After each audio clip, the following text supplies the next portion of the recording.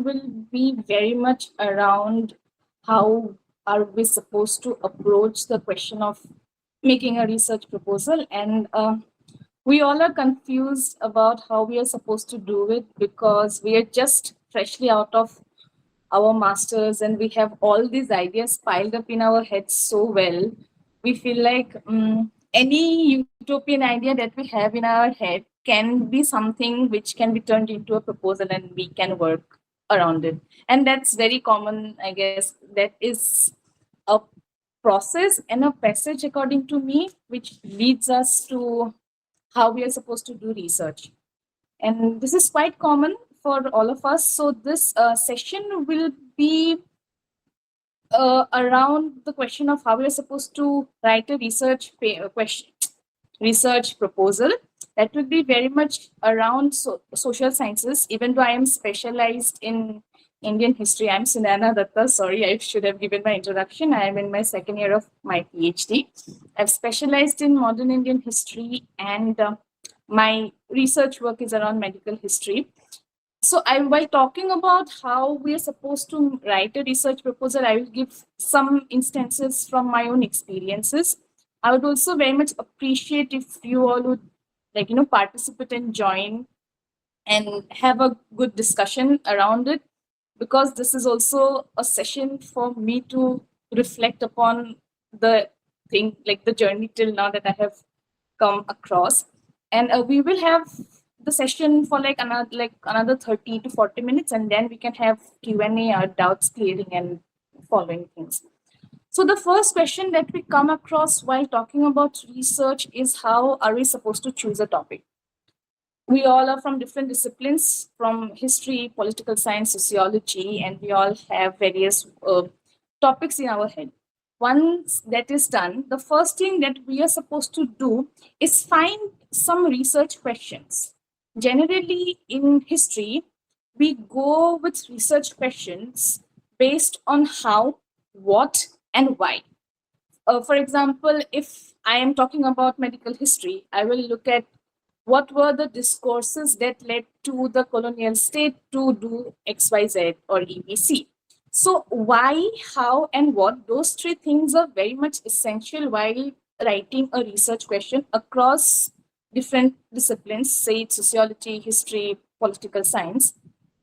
But there should also be a bit of chronological arrangement of the questions. So we cannot just put a question that might deal with demography at the very beginning. Like if I'm looking at the question of caste, I can't just put up the question of caste, like how is this particular demographic set of people are dealing with these issues, and then come to another second questions that might trace the historiography of that particular community.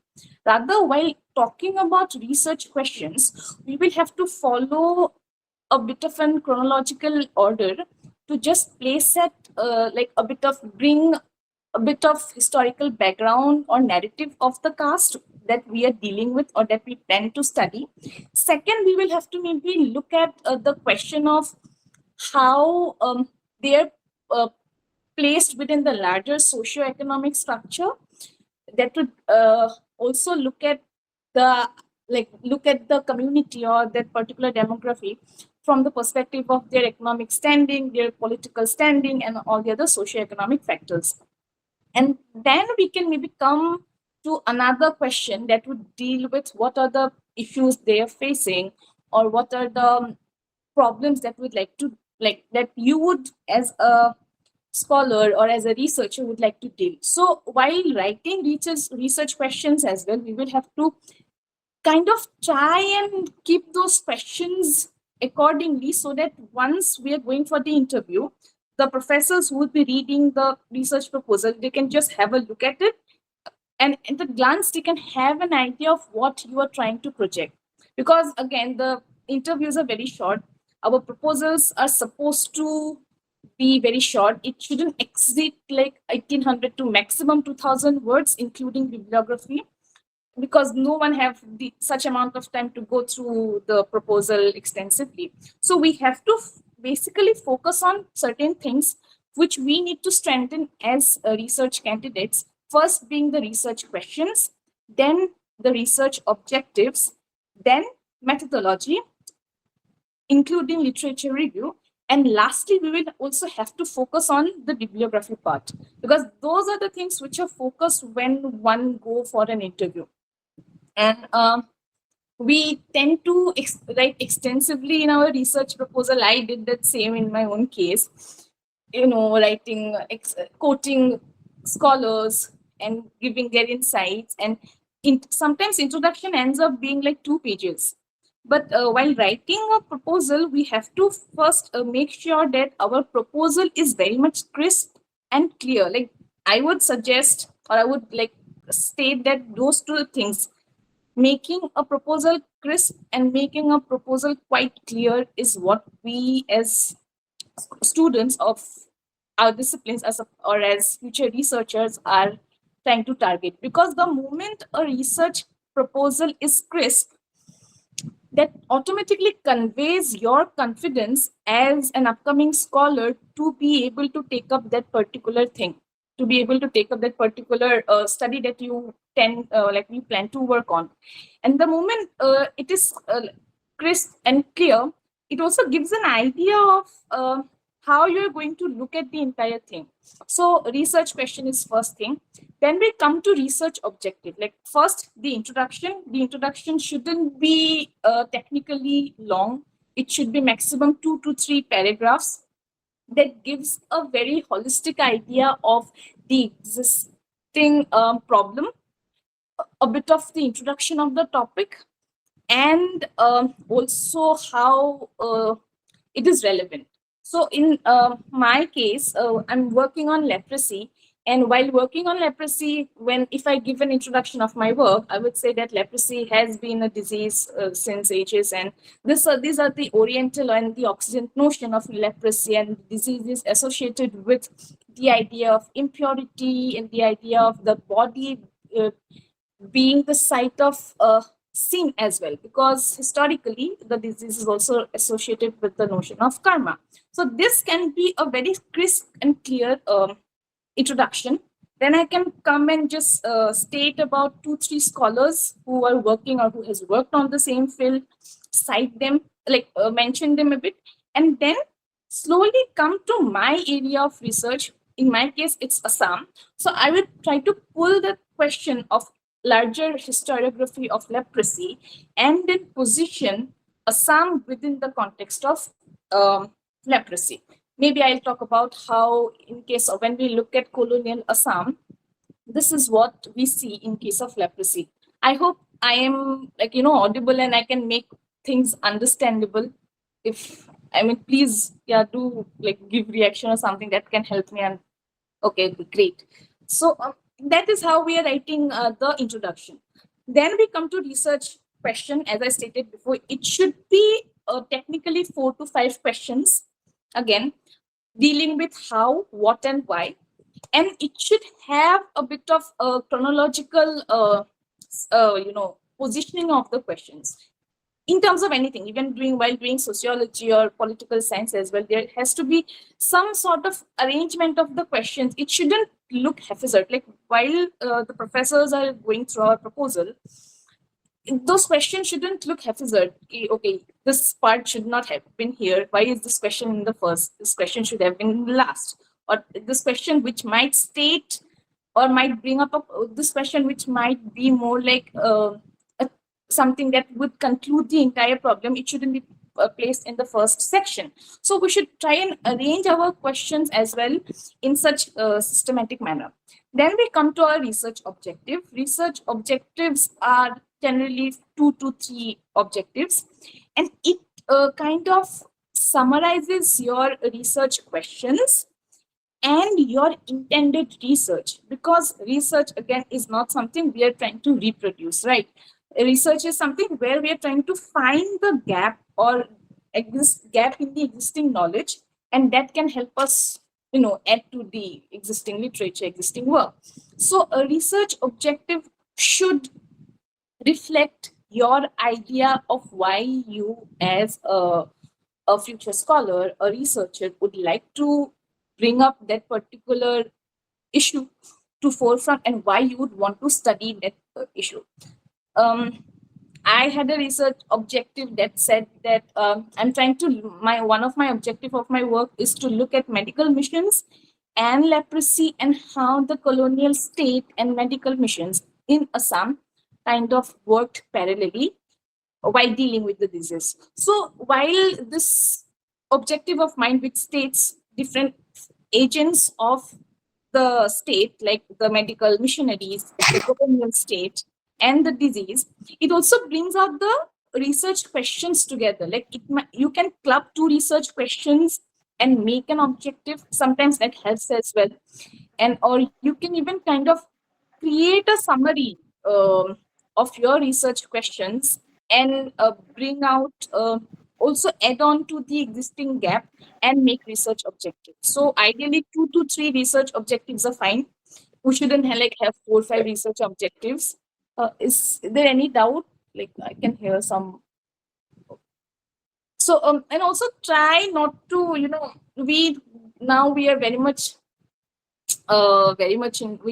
into chat GPT and all. But while writing a proposal, I would like urge, maybe I would state that it's better if we try to work on those proposals on our own, because writing a proposal is never ending. Uh, the proposal that you would go and use for your interviews, which would give you access to admission to any institution, will or might change a bit, because once you're reading more, you are going to you are seeing what things are out there that can actually change your proposal. And proposal itself is very much evolutionary, I guess, in that manner. But still, having a framework helps, and that is why we have to strengthen our proposal in that manner as well. So, research objective again, 2 to 3 research objective, which club the entire idea or the argument, like or the research question, into 2 to 3 points. Then we come to the most important element of our proposal, that is the methodology, and that is where the interviewers focus on specifically during our interviews. So that is very essential for us to realize that we have to generally, what we tend to do, we try to, we make literature review very extensive. We end up citing a lot of books. We end up writing summaries of a lot of books, articles, and cite them.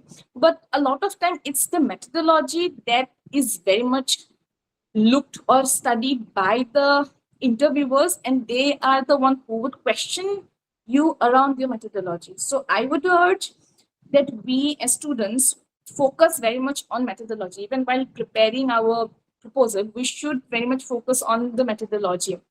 That helps actually. So methodology, again, while writing about methodology, you have to mention that if you will go for qualitative and quantitative.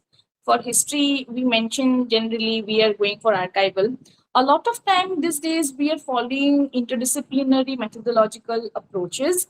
So we, like in our case, we tend to go for oral history as well, which will include interviewing people. So, and that is very much common across disciplines like sociology, political science, and all. So we have to be very much clear about what methodology we are using. I am using archival, so I'll have to mention that I am using archival methodology. For history, again, if someone is working on ancient India, and if they're using archaeological methodology as well, they'll have to mention all those things specifically. Apart from that, you will have to mention what kind of sources you are using. A lot of time these days, even people from other disciplines are using historical documents and all, or going to the archives. Political science students, they extensively use archives, at least to create a historical understanding of the problem. So you will also have to mention that we are going to deal with the primary sources from XYZ archive, like National Archives, the state archives, or whatever. That helps the interviewer understand that you have already done a bit of your research, that you know the sources that you're trying to target are located in XYZ library, like in library, JNU library or National Library or anywhere. So that gives them also an understanding that this person is very much dedicated or serious in their approach. Then while sometimes we use private sources like personal letters, like information from someone's private diary or private collection, we have to mention that as well, that I would also be referring to, or I might use XYZ or some private sources for my work. And that helps us also to have a clear understanding of what we are doing. Sometimes for sociology and all, we tend to use statistical softwares like SPSS and all. You have to mention that. So specifically in case of ethnographic study, a bit of understanding or a bit of explanation of the target demography that you are trying to locate or that you are trying to interview, if you give a bit of explanation of what group you're going to study and how you might be categorizing those population, like if you're going to approach snowball random sampling or XYZ sampling, mentioning it according to your research proposal, according to your research, helps the interviewer understand that you have a clear idea of how you are trying to approach the into the work. Because again, at the end of the day, while we are standing or we are there in the interview, or even if you're preparing for the research proposal, the only thing they're trying to judge is if you will be able to put your utopian idea into work in reality. That is the main concern. And they would, again, time and again, they would criticize or they would question you about your methodology, about your sources. Hence, methodology is very essential in while we are structuring the a proposal, and that helps to for us as students as well to have a clear picture of what we are planning to do. Apart from that, ethical consideration is very essential these days. We as Indian scholars or Indian students, we at times tend to keep that thing in back in our head. But mentioning the if you're interviewing a particular group or if you're looking at particular ethnographic group or anything, mentioning about your ethical consideration while performing an interview or anything, just mentioning it in 2 to 3 lines in within your methodology helps you to enhance your research proposal. Hence, just mention it in just 2 to 3 lines about the ethical consideration. That creates some sort of an edge of yours over the rest of the people. And finally, we are going to talk about bibliography. We tend to literature review before that. So while writing about literature review, we shouldn't simply just cite books, cite articles, and give summaries of articles and books, but try and locate those work in within the larger framework of how it is going to be helpful for your own work. While doing that, we should also try and locate the gap of research which has not been addressed in previous scholarship, existing scholarship, and how you as a future researcher you're going to take up that issue or the gap and use it in your advantage. Because the question comes like, okay, this thing has been already done, so why are you doing that? Or this book is written by XYZ, what new are you going to bring to the table? That is when you as a scholar or as a student would have to come and you have to give your own insight that while this book has maybe discussed about all these issues, they have left this marginal community, or they might have not have dealt with the question of gender, question of caste, question of class. So the moment we do that, you are giving the interviewers what is lacking in the existing scholarship. So literature review should not only be summarizing books and articles and just putting it pages after pages. Rather, literature review should be a very concise summary of the things, but also criticize those work. Let's not put those work in face value, when even though all of those scholars are our, they are our role models, we take the frameworks from them. But you shouldn't just use those work in face value and just create summary. Rather, look at the loopholes, look at the gap which are not being addressed by those people, and then use it to your own benefit while writing the literature review.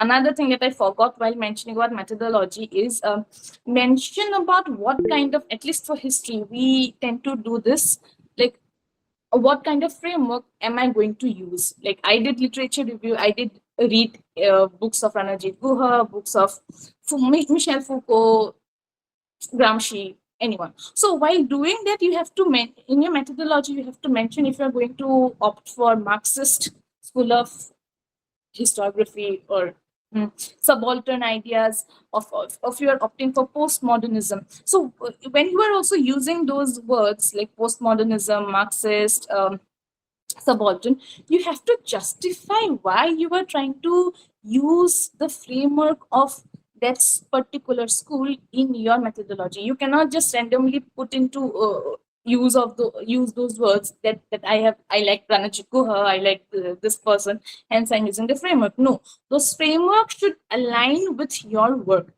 If you're reading like a tribal community and then you are using subaltern studies, that would be justifiable. Then if you're using a Marxist scholarship, Marxist framework to understand labor, understand class, it will be acceptable. But if you are completely looking at something else and then you are bringing another framework, it won't work.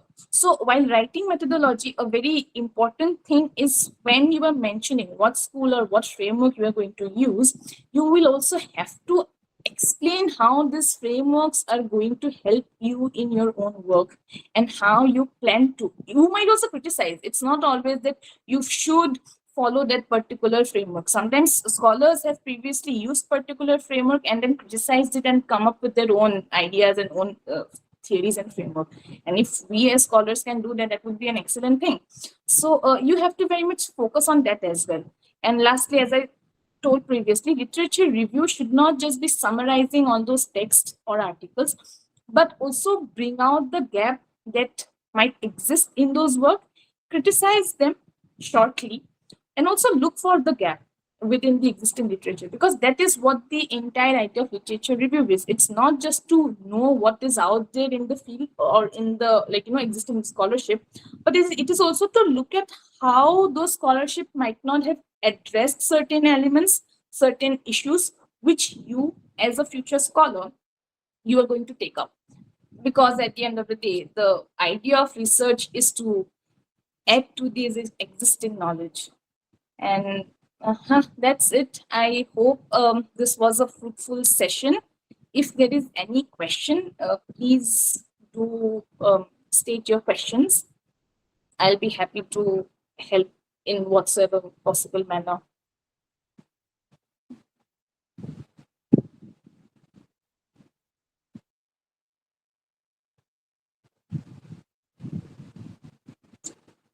Did you all understand whatever I had spoken till now?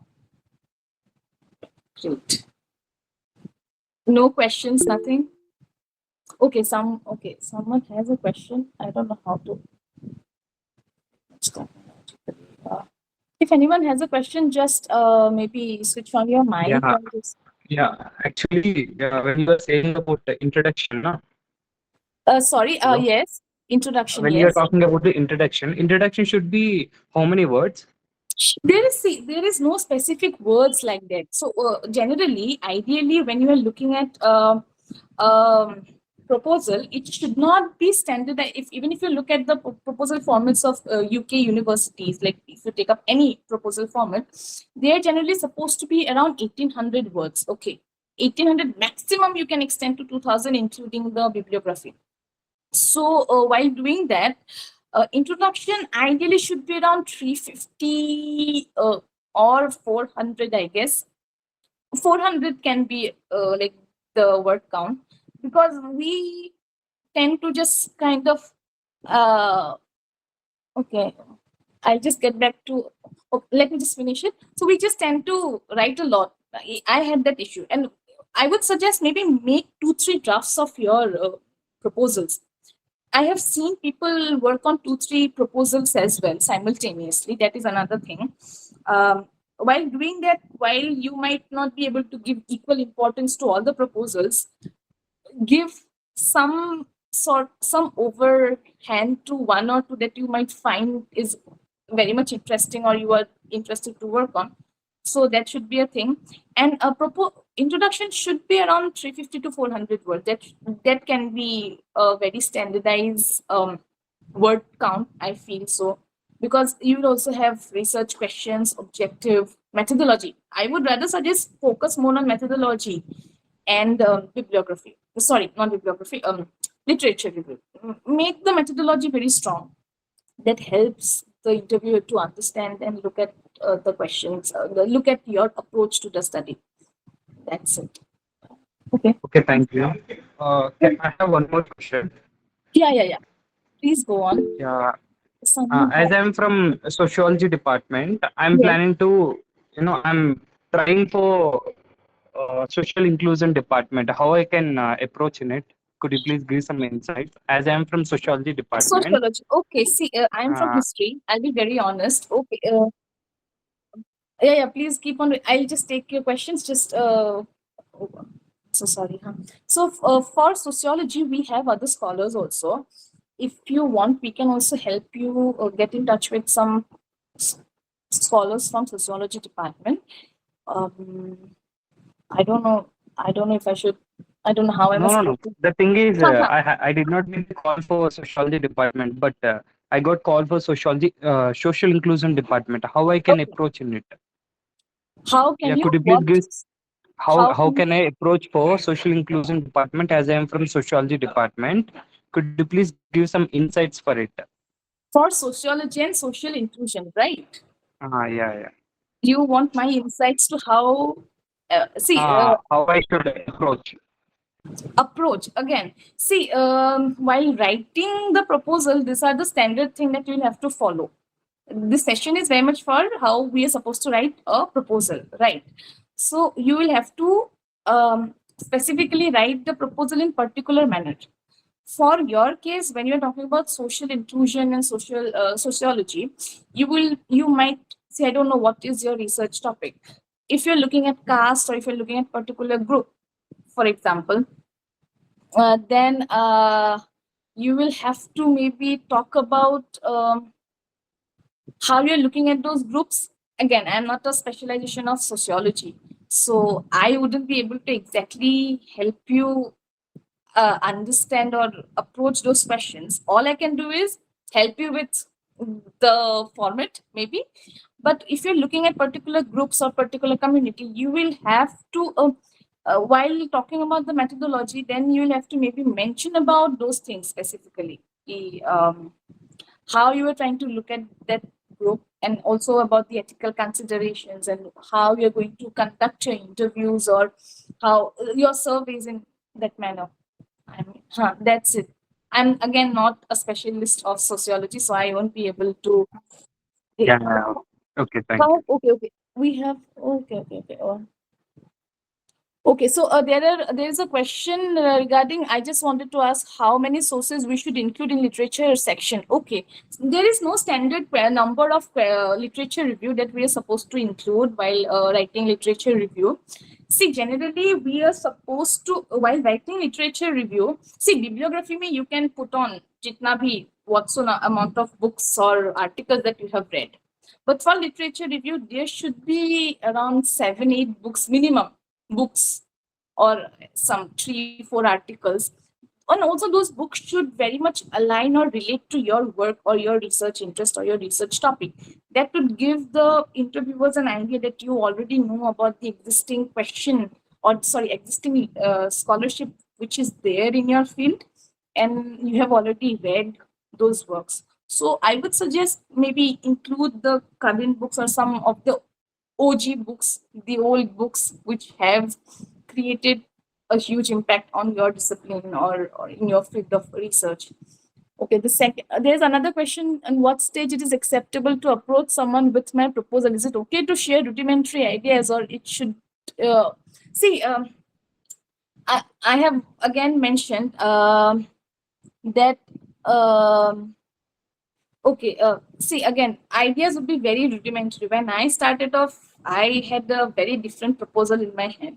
I had a very different idea.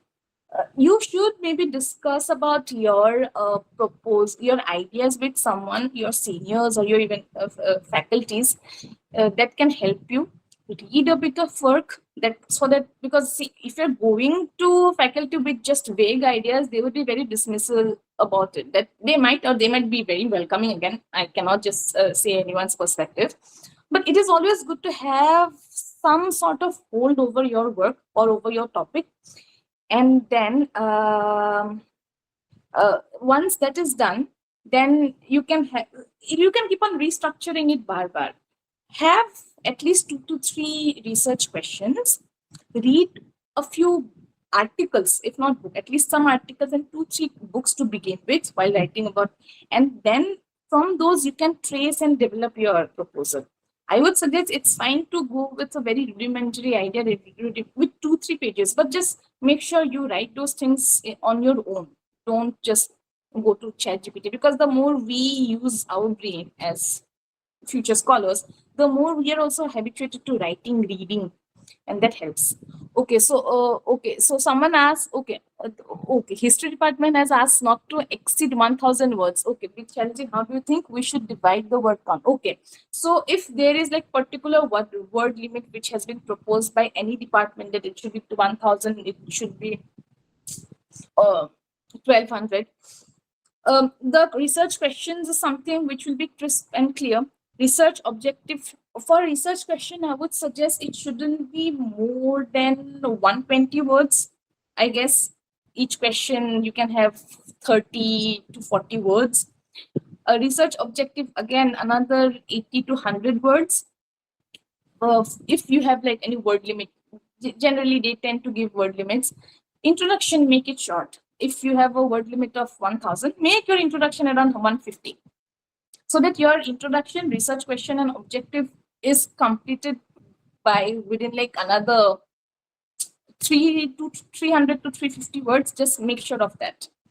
Then focus on your research methodology. Methodology may, you can have 200 to 250 words. I guess 200 words should be fine, maximum 250, and the rest another jitna bhi, like 350. Okay, 300 to 50 around. If you're done with methodology by 500 or 550 words, or even keep it 550, then use another rest 400 words or 450 words for your literature review, because you will have to at least mention the book.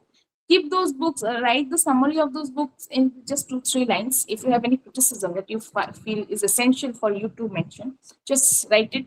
Okay, these are the gaps of existing gaps in the work, and this is why I'm opting for this that. So I guess that is the way you're supposed to deal with the entire framework. If you have any like limited word count, like 1000, 1200, you're just supposed to make your introduction very crisp.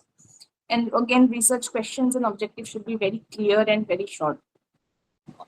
Methodology can be thoda sa bada, and literature review will take some words, some space, unfortunately, because that is also something that the interviewers will look at, and they would ask you if you have read this work and why you feel this work has this gap. Yeah, if you are borrowing any framework from any particular book, how that might be helpful to you. So yeah, any more questions? Okay, welcome. You're welcome. Any more questions? Anything? Ma'am, Hi. this bit deviated question is very bit deviated. What we should do before if you are planning to do PhD and we are right now in masters, what should we do? Like it is for my sister, younger sister. So I thought if I attend the session, I might help her in that process. So I got this link from online. So thank you very much, and it was very exciting. Can you give me any insight on that?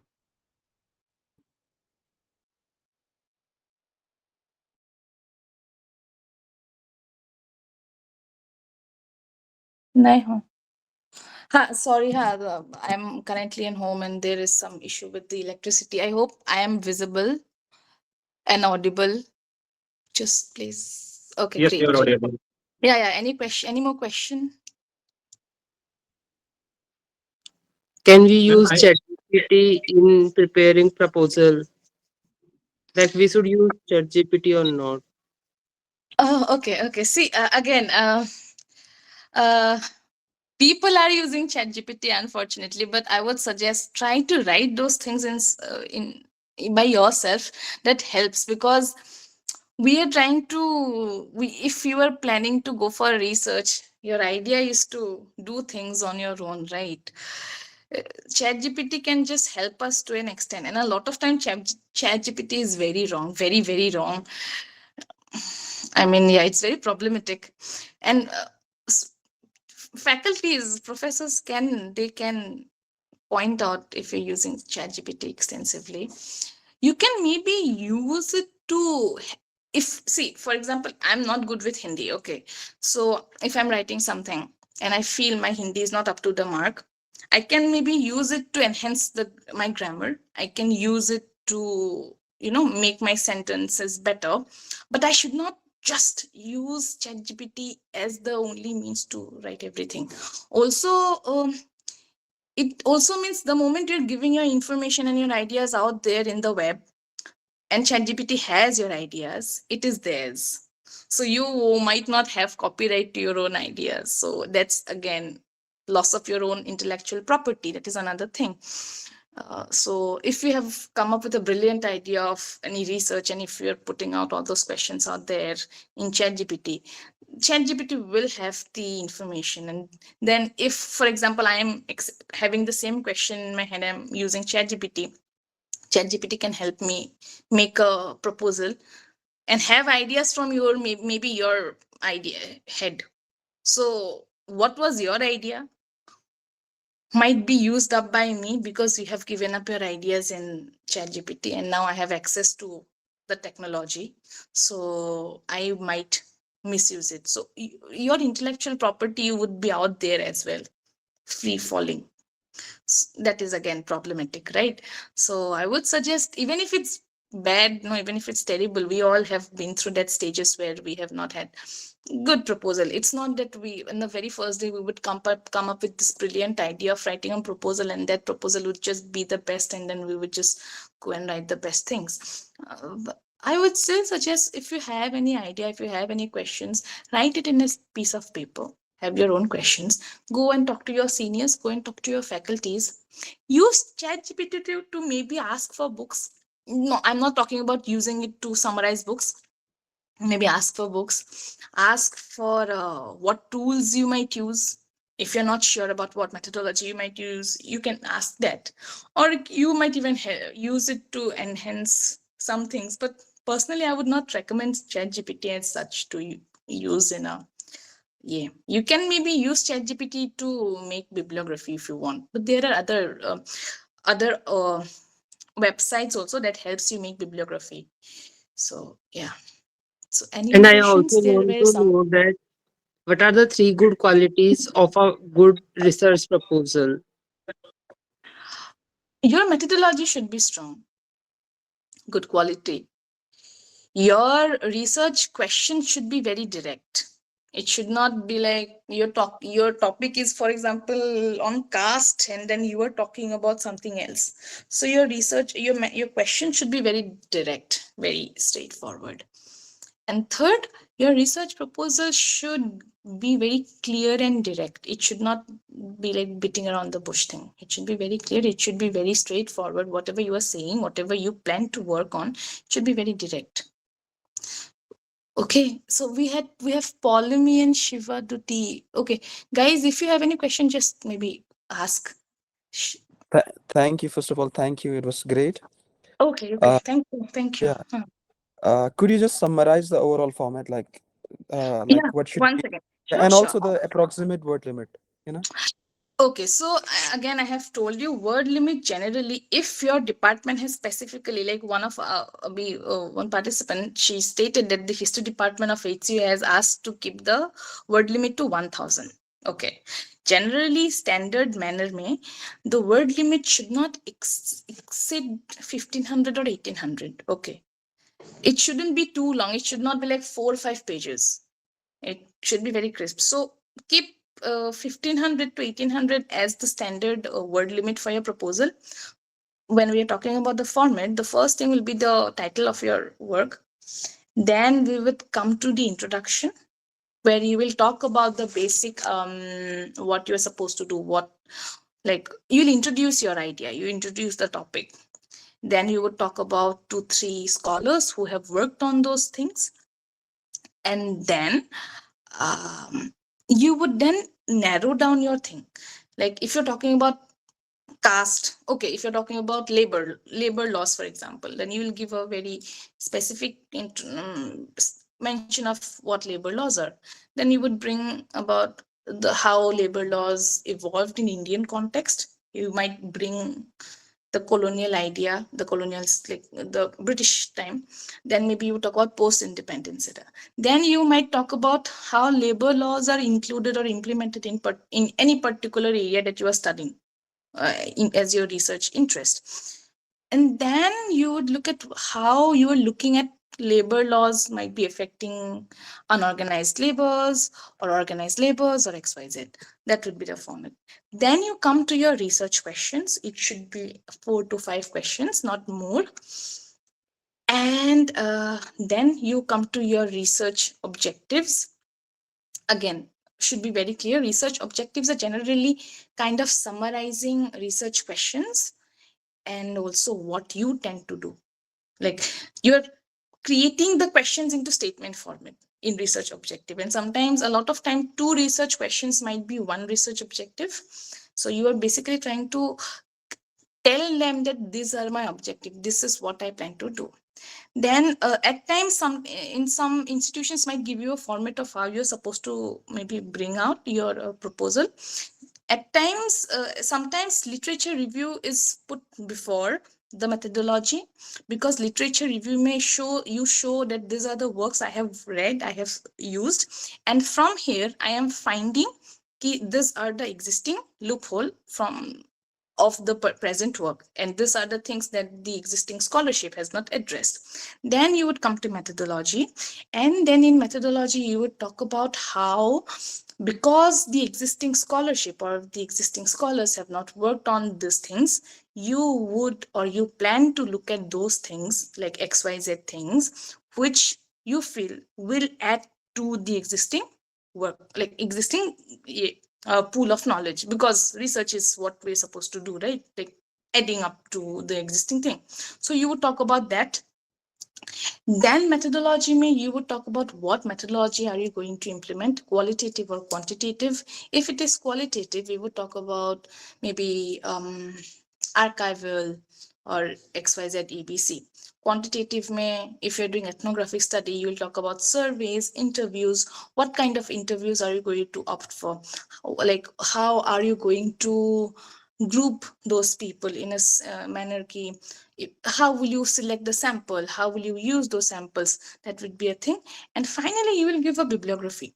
You depends. Now, history, political science, we go for Chicago format. Psychology, sociology, they go for the APA style. So based on your subject, you would opt for your bibliography format. Okay. Am I clear with it? Yeah, thank you. Okay, great. Any more questions? Yes, mine is not really related. I just want to know if there are any insights about linguistics and Okay. Okay. And sorry, yeah, sorry if I interrupted. no, yeah. My subject is linguistics, so I just want to know if there are some additional insights about that. Insights, I won't be able to do much. You guys, your format is MLA for method bibliography. For Yeah. linguistics, I won't be a person who would be very good to help you with that. But maybe I can share my number here. If any one of you have any issues, you can maybe text me. And I might be able to then link you up with any people who are further specialized in their own disciplines. If that will that work for you guys? Like Yes, maybe that just thumbs would up. be very helpful. Okay, great, great. I can just do that, and accordingly, I'll be able to help you and join you with the necessary thing, like the other scholars accordingly. Any more questions? Yeah, I hi, actually hi dear. oh, Okay, somebody okay. speaking. Shirisha, Okay. you can continue if you want. Like, Hi dear, thank you so much for your insightful information regarding all. And Okay, I fine. just a very a common question I have. Hmm. Um, Can you uh, continue? Yeah, Shirisha, continue. yeah, yeah. Um, like, can you tell us what are the very common mistakes applicants are doing in their research proposal? That's a very good question. Thanks for asking. One common problem we all have, even I had, was not focusing enough on methodology. That's why I'm very much bringing methodology, right? Because we feel we tend to give more importance to literature review.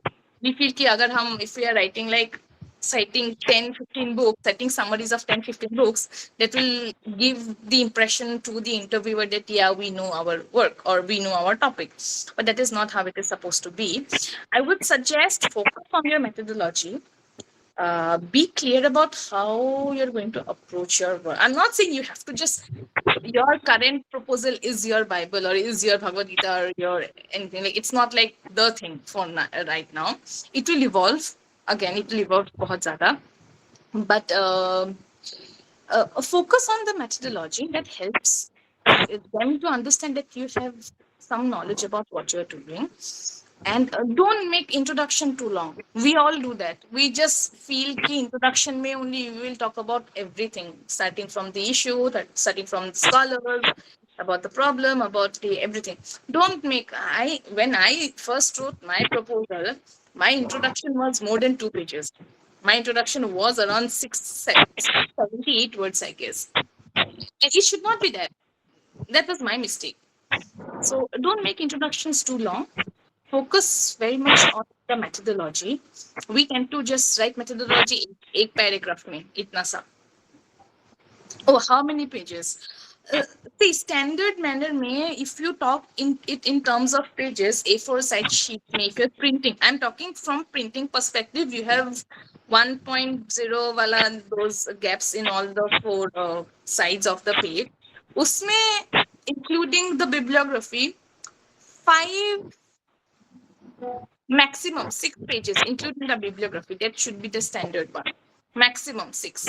Because interview me, they would just go through your things like this. They won't. They would read your research questions, they would read your methodology, and that's it. Or at times literature review for us. And maybe they'll just go through the bibliography. This is how interviews are, because they have so many people, they have so many interviewees, right? So they have to also be very quick. So your research question should be very crisp. Your methodology should be very clear, very, very clear. Your introduction should not be extensively long that you are talking about it बहुत ज़्यादा. I mean, not right now. Right now, because we are in a very preliminary stage, right? Very basic stage. So isme we should not have 3-4 pages ka introduction. Those are the problems I have seen, and I myself have done that myself. So I would suggest you all not to do that. Thank you so much. You're welcome. Shiva Duty had some questions, I guess. okay, good evening, Sunayana ma'am. I had actually multiple queries to Okay. ask. Okay. My first question is, if I use the method of reading against the grain Rain. as Okay. methodology, will Yeah, that be yeah. applicable? But you'll have to mention that you are using okay, Shiva Duty, I will since I'm sharing my number, if you're from history, you can connect with me as well. I'm I will actually surely. from comparative literature. Oh, comparative literature. Okay, fine. Dekho, if you're using reading against the grain, the reading against the grain is from the subaltern school, right? So you'll have to mention that you are using the subaltern framework, because Ranajit Guha is the one who gave reading against the grain. So you have, while you're talking about reading against the grain, what are you, someone might ask you, what are you going to read against? The question again, the interviewers would just try to bash you and like slice you into thin slices. So the question can be just like, if you're saying you are using methodology of reading against the grain, which comes from the subaltern school of framework, that means you have to mention in your methodology that you are going to use Ranajit Guha's subaltern framework of reading against the grain.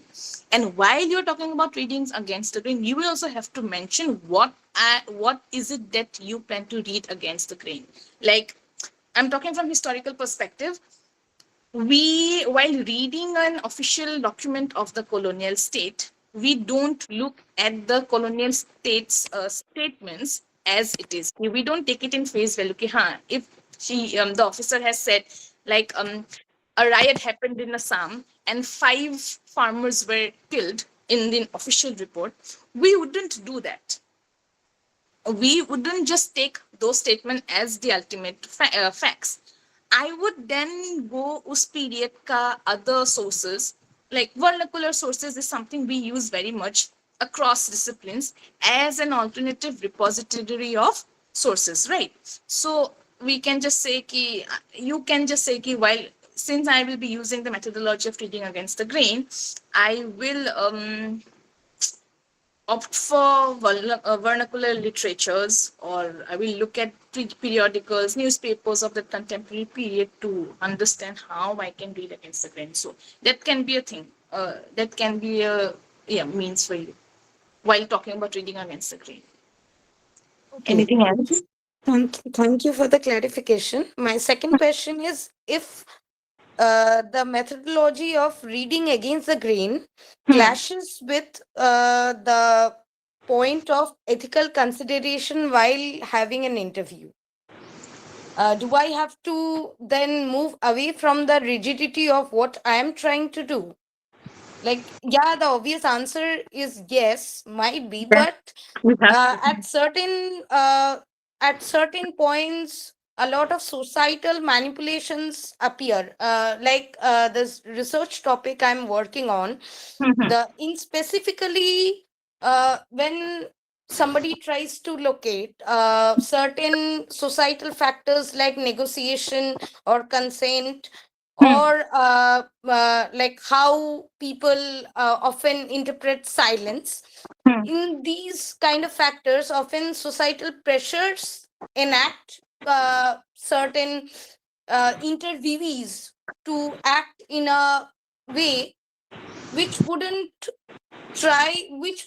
bring out certain facts which are needed for the research to become an exemplary one, or to make something out of it. The So question what was if very long. I got very in between.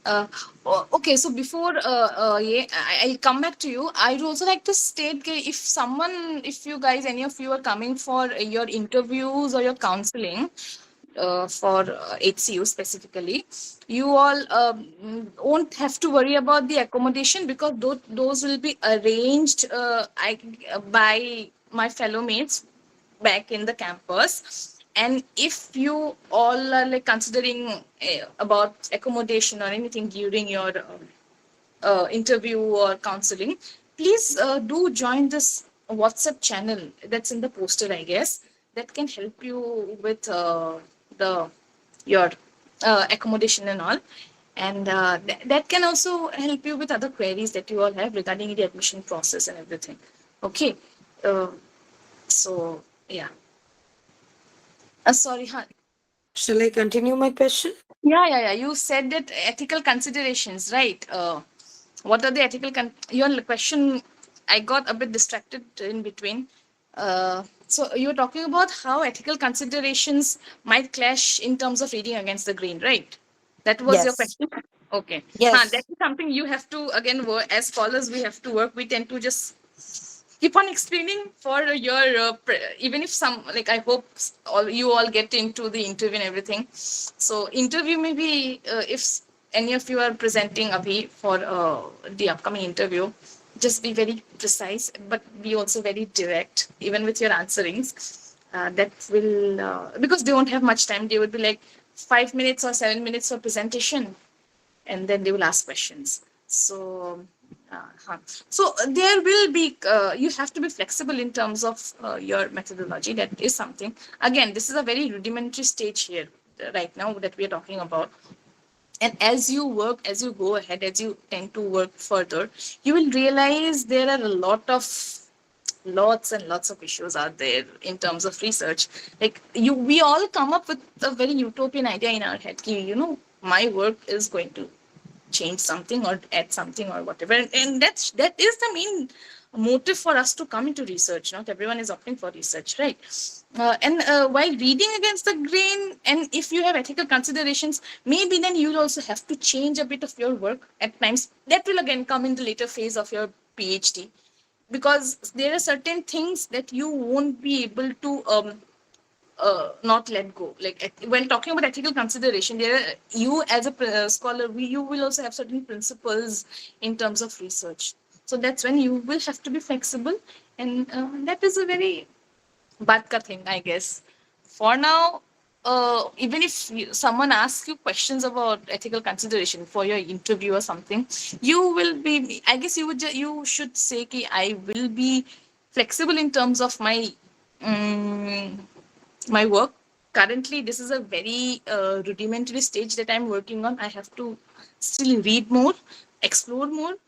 But if there is any conflict in terms of reading against the grain or bringing or the ethical consideration in my work, I might have to rework on certain things. That might be an answer that you might give to someone if someone asks you, or you can also say that I'll have to restructure certain things.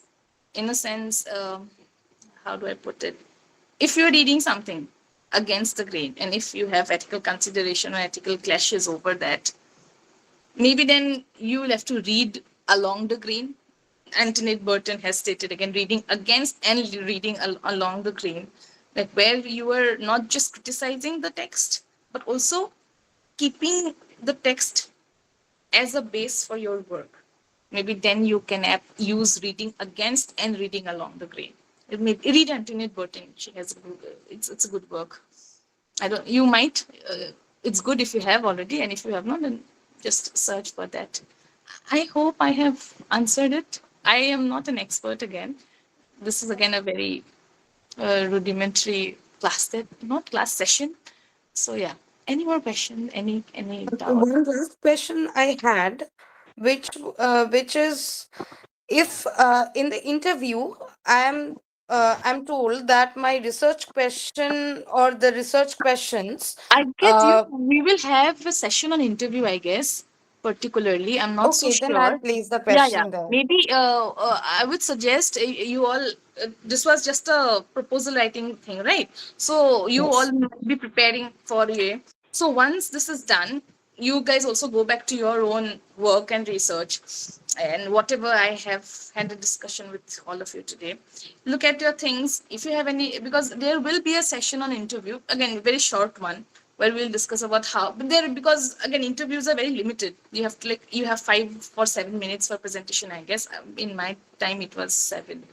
Then you have Q&As. Perhaps maybe they would particularly focus on certain things. I'll be able to be helpful in terms of history, but some particular questions are applicable across disciplines for social sciences. So that can be a. So we will have a session on interview very soon, within like next 2-3 days. Today, I urge you all to go back to your research work, your proposal, look at it. If you have expanded your introduction to 1, 2, 3 pages like I did back in my day, cut it short, work on it again, make your questions crisp and clear, direct, have clear objectives that can help you, work on your methodology. We will have another session, we can talk about it again. There is no such if someone wants to have, at least for the history people, if anyone is interested to get in touch, or even for others, I'll share my number. I'll just maybe how to write all those numbers and all. Let me, how am I supposed to write the number? Oh God, why am I, how should I, how am I supposed to write my number in the chat thing? Chat box. Where is the chat box? Okay, information tool. What is this? You are joined through mobile phone or laptop? Currently, I'm just write my number. I guess it's 96431 90040 96431 90040. Currently, I'm using a phone. 96. I'll just repeat. Just listen. 964. Yeah. 96431 90040. Yeah. This is it. So, yeah. Three factors. Okay, someone. Three factors for how to look at this chat box again. It's terrible. Very nice. I hate. Okay, sorry. How to look at those things? Okay. Huh. Am I visible? Yes, you are. Okay, great. Okay, so someone asked three factors for three fact. Oh God, I can't. This is terrible. So, technology is terrible. I am terrible with technology. Three factors for research. I can't even find the question now. Anyone? I'll just. Please do. So, yeah, they're asking 3 key factors for a strong methodology. 3 key factors for a strong methodology. State your approach, qualitative or quantitative, very straightforward. Then mention about the sources that you are using. And also the method sources, for example, if in case of history, we tend to go for primary sources. So mention 3-4 sources, even like, or this, also maybe state 3-4 places that you would go or visit, like National Archives or state archives of your states, that can give an idea of that you have idea of where those things are located. Another thing is using a framework. If you're using subaltern method, Marxist method, or anything, you will have to mention it in your methodology, and then state why you are using that methodology or that framework particularly. Like, what is the motive behind you using that particular methodology in your work? That is very essential. So those three, I feel, one, mentioning qualitative, quantitative, whatsoever tool that you will be using. Secondly, mentioning about your primary sources, your demographic group that you might be interviewing or surveying, anything. And also give examples of places that you would be visiting and how you plan to conduct your research. And lastly, the framework that you would be using for your work, and mention why you are going to use that particular framework. Those are the three things, I believe. Any more questions, or we can maybe take up more questions if we have during the interview session as well. I hope this was a fulfilling session. I tried my best.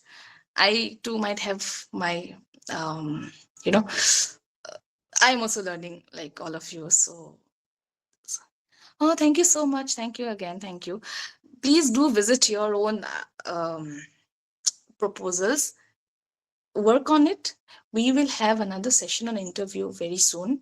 We can again discuss all these things or doubts that we have with our proposals here again. And that's it. And as I have mentioned, people, if someone is coming for interview and all, or counseling for staying and all, accommodation and everything will be provided. Just be in touch with those people, and just join maybe the group as well if essential. And that's it. Thank you all for joining. It was nice.